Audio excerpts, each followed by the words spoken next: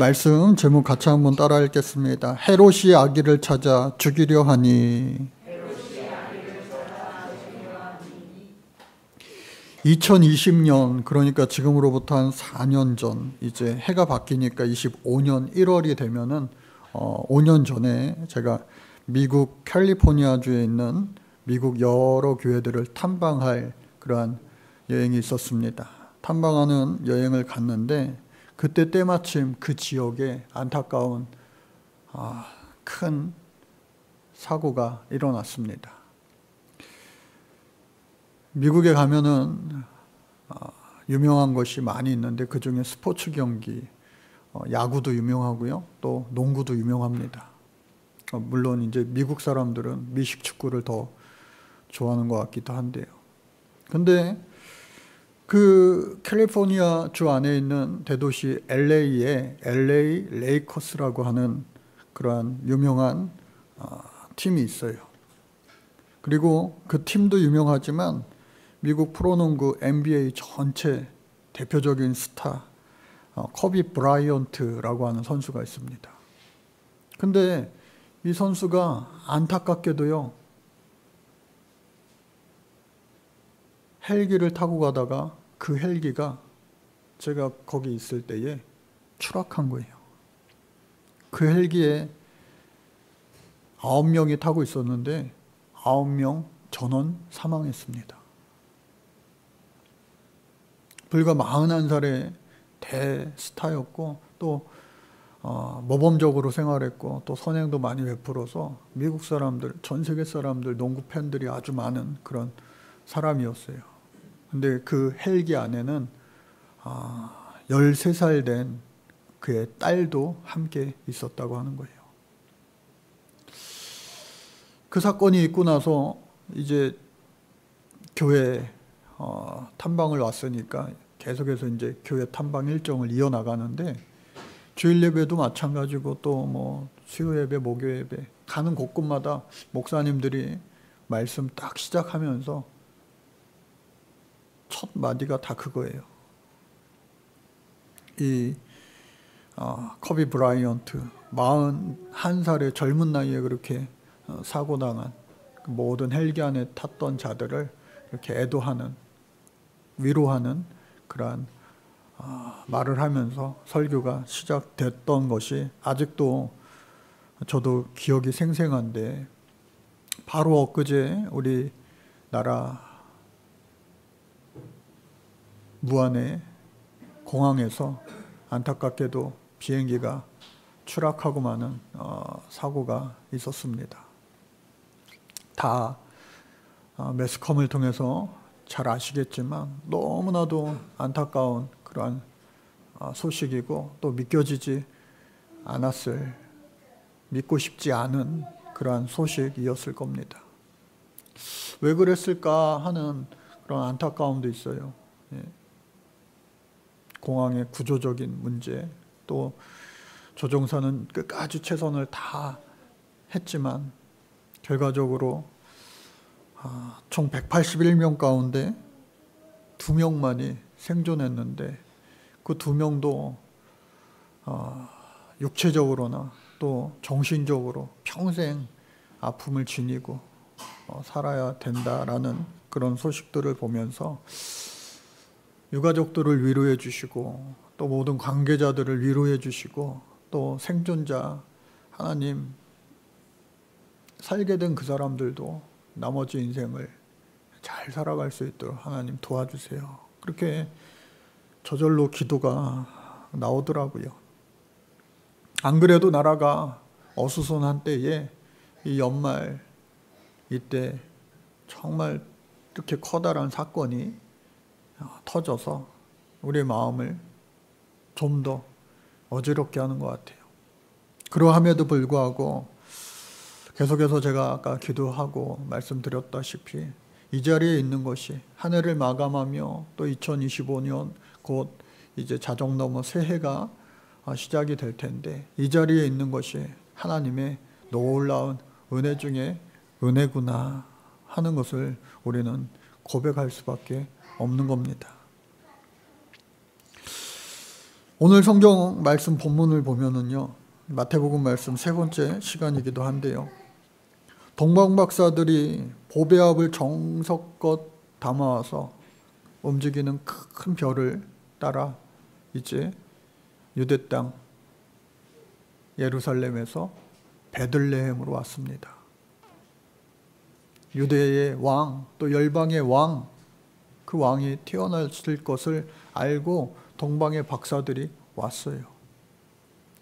이 동방의 박사들은 오늘날 천체학자 또 신학자이기도 합니다. 그 별을 따라서 먼 길을 온 거예요. 이방 땅으로. 헤롯 왕이 묻는 거죠. 그래, 그 아기가 어디서 태어날 거야? 어디서 태어날 거야?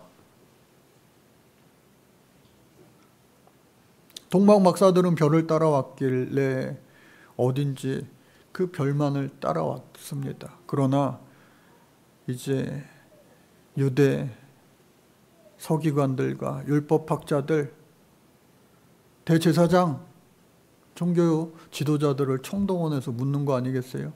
어디서 아기 예수가, 또 유대인들이 그토록 기다리던 메시아가 태어날 거냐라고 했을 때에 저 베들레헴이라 말을 합니다.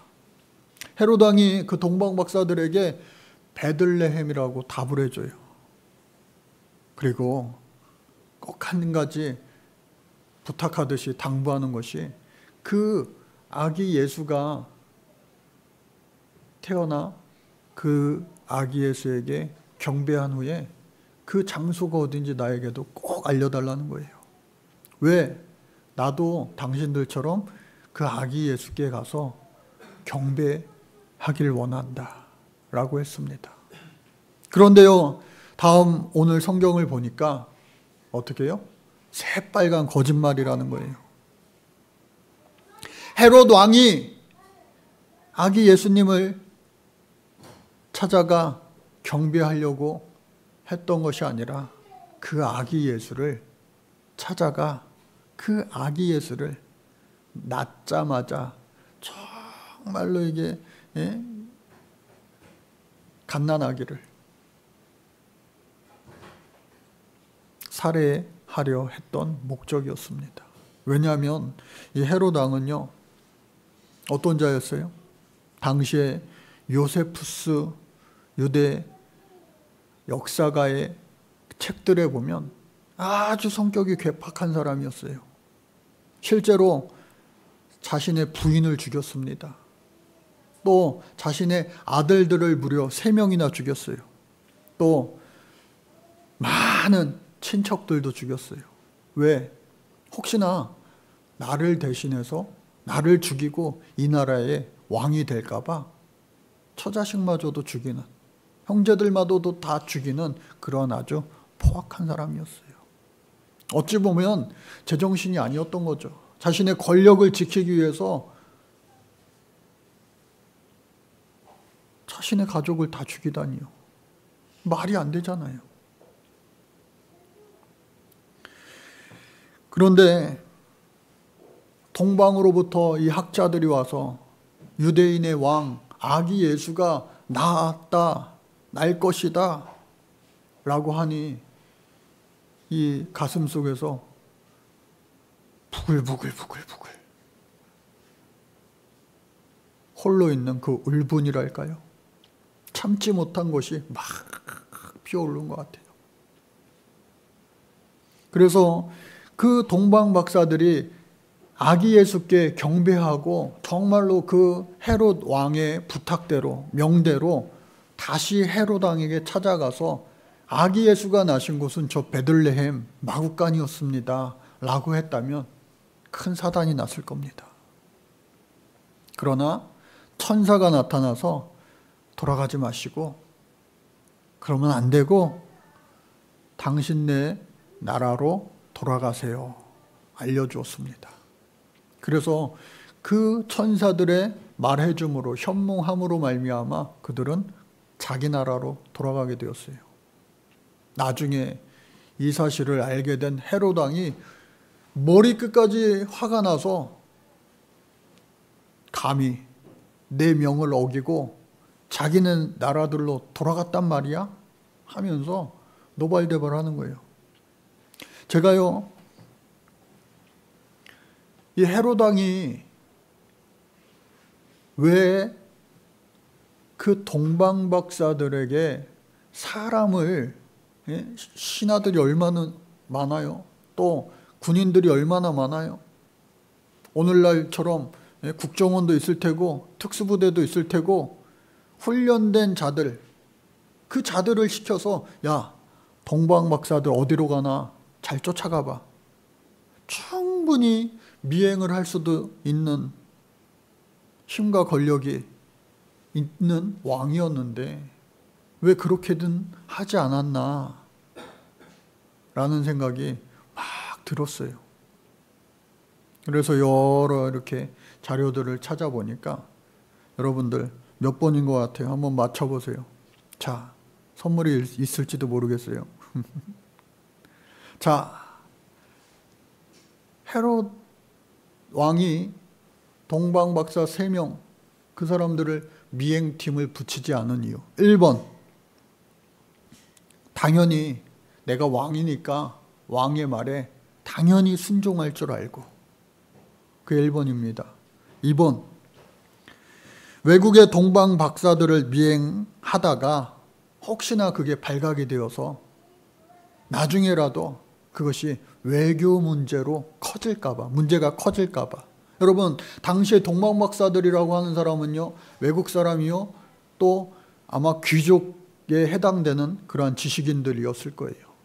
왜? 그들이 들고 온 그 황금과 유향과 몰약, 이거는요 아주 값비싼 겁니다.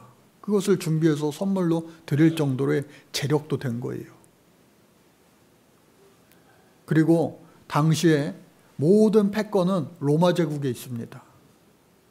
그러니 나라 안에서는, 자기의 관할 유대 지역 안에서는 자기가 분봉왕일지 몰라도 섣불리 로마의 시민권도 아마 이 동방박사 3사람 모두에게 있었을 텐데, 이들을 괜히 섣불리 잘못 건드리면요 자기가 오히려 큰 화를 당할 수도 있을지도 몰라요. 그렇기 때문에 못 시켰을 것이다, 미행을. 그리고 3번은 헤롯 왕의 성격이 그렇게 치밀하지 못해서 그냥 실수한 것이다. 이 3가지가 여러분 다 그럴듯하지 않아요?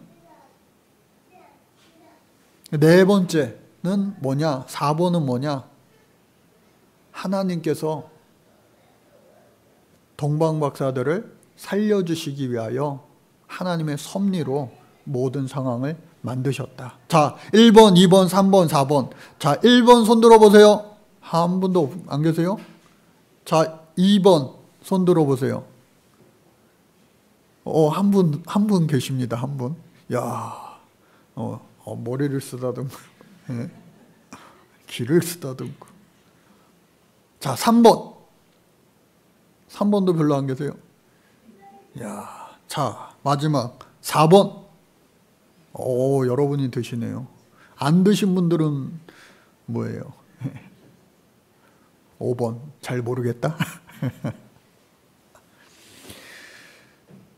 정답은, 오늘 설교 안의 정답은 4번입니다. 하나님의 섭리다. 모든 문제가 다 달라도요, 사실 정답은 다 하나님의 섭리. 이거 4번이에요, 무조건. 모든 인생의 처음과 끝, 알파와 오메가, 처음과 끝은요 바로 하나님의 섭리 안에 있는 줄로 믿습니다. 때로는 커다란 그런 국가적인 재난, 사건, 사고들, 뜬모를, 고난들, 그거 우리가 다 일일이 다 해석하고 싶어도요 해석할 수 없는 게 우리의 인생이라고요. 왜 그랬을까? 도대체 왜 그랬을까? 또 지난 역사 가운데 그러지 않았었더라면 오늘날 역사는 어떻게 달라질 수 있었을까? 많은 역사적 학자들이 하는 공통적인 이야기는 뭐냐? 과거의 역사에 if는 없다는 거예요. 만약에는 없다는 거예요. 그게 가장 역사학자들에게 어리석은 질문이라고 하더라고요. 여러분, 우리는 다 알 수 없어요. 저나 여러분들이나 어른들이나 우리 학생들이나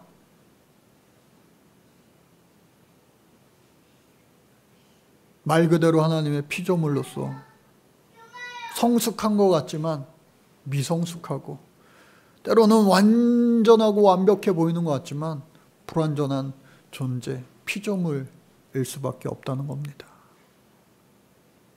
그러면은 그냥 이렇게 저렇게 이래도 한 세상 저래도 한 세상 그렇게 살아야 되느냐? 그거 아니에요. 절대자 되시는 그 하나님을 믿고 의지하여 우리의 불완전성을 채워나가는 인생, 그것이요 저 천국을 향해 가는 순례자의 인생이요, 또 천국에 참 소망을 두고 살아가는 천국의 주인공 될 수 있는 인생인 줄로 믿습니다. 여러분들 지금 인생의 단계가 다 다르잖아요. 다 다르잖아요. 어느 단계에 있든지 그때에 때를 따라 돕는 하나님의 놀라운 은혜를 믿고 사모하면 하나님께서는 구하는 자들에게 분명히 허락해 주십니다. 지혜도 주시고요, 명철도 주시고요, 또 육체의 영과 육의 강건함도 하나님 책임져 주실 줄로 믿습니다. 그래서 그 후에 어떤 일이 일어나느냐? 끔찍한 일이 일어난 거예요. 이 헤롯 왕은요, 성격이 아주 괴팍하고 아주 잔인하고 무서운 사람이에요. 그러니까 로마의 미치광이 황제 네로가 있었다면 아마 그 네로 황제에 버금가는 인물이 이 헤롯 왕이었을 거예요. 성경 말씀 오늘 읽은 것을 보니까요, 헤롯이 동방박사가 자기 나라로 돌아간 것을 알게 된 후에, 보고받은 후에 너무나 화가 나서 어떻게 해요? 그 베들레헴, 그들이 다녀갔던 그 베들레헴 그 지경에 반경 수미터, 그 기간 동안 말 타고 달려도 그 이상은 가지 못했을 그 지경 안의 모든 2살 이하의 남자아이는 싹 다 어떻게 해요? 죽여버려라 라고 하는 이른바 영아 살해 명령이 유대 지역 베들레헴에서 생겨난 겁니다. 다 죽여버려라. 왜요? 나중에 훗날 자신의 왕권을 위태롭게 할 수 있는 그 아기 예수를 죽이려고요. 오늘 말씀이 뭐라고요? 시작. 헤롯이 아기를 찾아 죽이려 하니. 여러분, 태어나면서부터요, 인간이 어쩌면은 고난의 시작입니다. 또 어떤 비평가 철학가들은요, 인생은 마라톤이다 그런 말 했죠. 그런데 인생은 무덤을 향해 가는 마라톤이다 그런 말도 했어요. 그러나 그러한 것을 따라서 허무주의에 빠지고 염세주의에 빠지는 그런 어리석은 사람은 우리들은 아니에요. 왜? 아까 말씀드렸다시피 우리는 영원한 저 천국 하늘나라 영생을 살아가는 준비된 그런 하나님 앞에 택함 받은 사람인 줄로 믿습니다. 그래서 우리에게는요, 희망이 있는 거예요. 감사가 있는 거예요. 그래서 이 사건을 통하여서, 도대체 그 사건을 통하여서 많은 뜻모를 또 아이들이 많이 죽었을 거 아니에요. 하나님의 아들 아기 예수는요, 그의 아버지 요셉에게 천사가 현몽하여 너희는 이곳을 떠나 애굽으로 가라. 애굽으로 가라. 헤롯 왕의 힘이 미치지 않는 애굽으로 들어가서 내가 다시 너희를 부를 때까지 그곳에서 돌아오지 말고 지내라. 그 말씀을 해주셔서 헤롯 왕이 정작 죽이려고 했던 이 아기 예수, 그 예수는 애굽으로 피신 가서 살게 되고, 안타깝죠. 아무 이유 없이 죽어야 될, 아무 이유 없이 죽어간 많은 2살 이하 남자아이들, 그 가족들은 어떡하냐고요. 그러나 이 모든 것도 하나님의 뜻이 이미 선지자들로부터 다 구약 성경에 예언됐던 내용입니다. 미가 선지자를 통하여서 애굽으로부터 내 아들을 불렀다 함을 이루려 하심이라. 또 라마에서 슬퍼하며 크게 통곡하는 소리가 들리니 라헬이 그 자식을 위하여 애곡하는 것이라. 그가 자식이 없으므로 위로받기를 거절하였도다. 선지자 예레미야를 통하여 말씀하신 바입니다. 여러분, 마지막으로 이제 레아와 라헬 이야기를 드리고 마칠 텐데요. 레아, 라헬이라고 하는 2 자매가 있었어요. 창세기 29장에 이 2 사람의 이야기가 나오는데, 남편은 누구냐? 바로 야곱입니다. 삼촌 라반의 집에 피신 갔던 그 야곱, 그곳에서 열심히 땀 흘려 수고하여 7년을 수고하여 이제 삼촌의 딸 라헬을 얻기 원했어요. 가정을 꾸리려 결혼하기 원했습니다. 근데 7년을 열심히 일했는데 정작 레아와 결혼했어요. 이런 법은 없다고. 언니 먼저 시집가야지 동생 먼저 시집가는 법은 우리는 없다. 그래 다시 7년을 일해서 또 그토록 기다렸던 라헬을 얻게 됩니다. 그러니까 14년 만에 사랑하는 라헬과 결혼했어요. 그런데요, 하나님께서 그 언니 레아의 사이에서는요 많은 자녀들을 주었어요. 근데 라헬을 통하여서는 출산이 안 되는 거예요. 왜 그럴까 했는데 결국은 그 불임으로 인해서 라헬 자신도 얼마나 고통을 많이 당했는지 몰라요. 요즘에도 애를 낳아야 되는데 애를 못 낳으면은 이 여자들이 얼마나 시댁 식구한테도 그렇고 자신도 그렇고 또 심지어 친정 식구들한테도 괜히 미안하잖아요. 많은 사람들한테. 그래서 이 라헬은요 엄청난 구박을 많이 받아야만 했어요. 그 장소가 바로 라마입니다. 라마. 슬픔의 장소. 정말 이 속상함의 장소. 야, 옆집 아들은 공부도 잘한다더라. 갑자기 몇 명이 고개를 푹푹 숙이네요. 야, 저 집 아들은 말도 잘 듣는 데더라. 야, 저 집 아들은 돈도 많이 벌어온다더라. 용돈도 많이 준다더라. 얼마나 우리 살아가면서요, 학생들 때부터 또 어른들 돼서까지, 아유, 우리 저쪽 아빠는요, 저쪽 할아버지는 얼마나 비교를 통하여서 다 상처를 많이 받습니까? 바로 그것이 라마였다고 하는 거예요. 라마.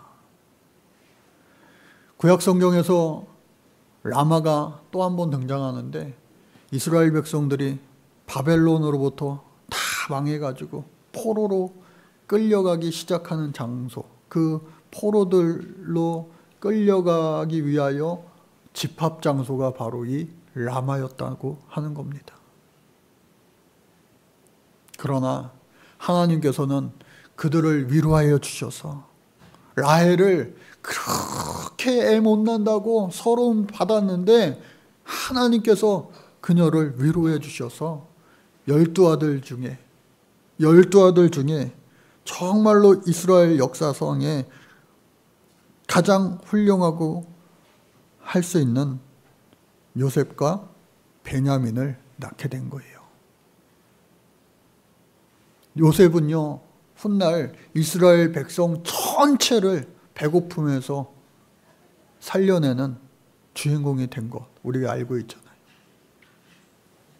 그러니 오늘 저와 여러분들 또 우리나라 이 민족 가운데 마치 이 라마에서와 같은 슬픈 소식이 우리나라뿐만 아니라 전 세계에 전해져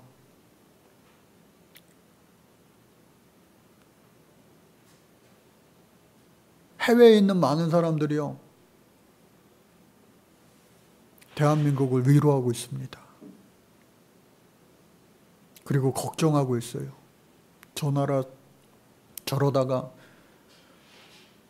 러시아, 우크라이나처럼 전쟁 나는 거 아니야? 저 나라 저러다가 망하는 거 아니야?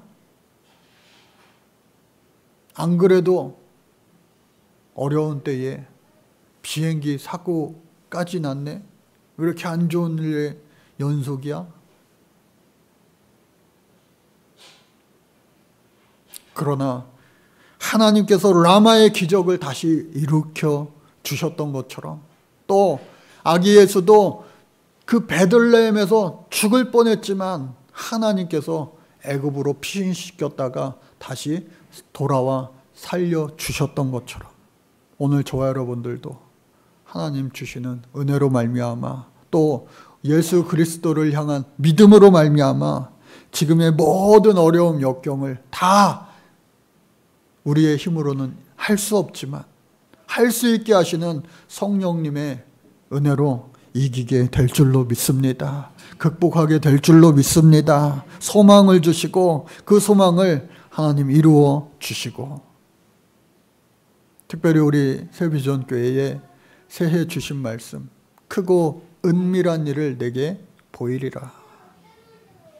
이를 행하시고 그 일을 성취하시는 여호와께서 말씀해 주셨습니다. 너는 내게 부르짖으라. 내가 내게 응답하겠고 내가 내게 큰 은밀한 일을 이루리라. 이제 얼마 남지 않은 이 시간, 올해의 시간 주님과 함께 하였으니 이제 새롭게 시작될 2025년 우리 주님과 함께하여 크고도 비밀한 은밀한 일들을 우리 주님과 함께 이루어갈 수 있는 우리 사랑하는 온 성도님들 또 우리 학생들 모두가 되어질 수 있기를 간절히 주님의 이름으로 축복합니다. 이 시간 우리 송구 영신 때마다